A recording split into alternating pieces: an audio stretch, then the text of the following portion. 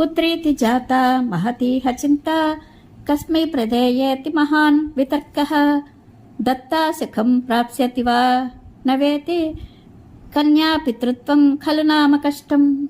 ఆడపిల్ల కలిగిన వెంటనే తల్లిదండ్రులు అంతులేని చింతలకు లోనగుదురు.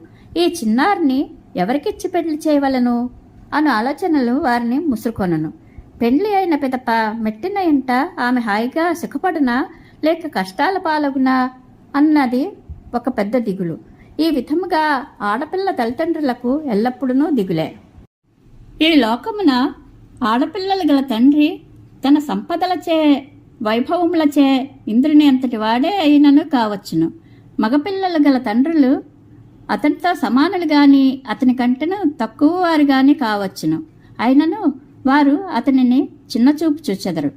అట్టి ఇబ్బందులు ఎదురగు సమయము దగ్గర పడుచున్నందున జనక మహారాజు ఓడలేనివాడు సముద్రం యొక్క ఆవలి తీరమునకు చేరలేనట్లు చింతాసాగరము నుండి బయటపడలేకుండెను. ఆ మిథిలాధిపతి నా కూతురు సీత అయోనిజ అను భావమును మనసులో ఉంచుకుని ఆ దృష్టితోనే నా వివాహ విషయమును గూర్చి ఆలోచింపసాగాను.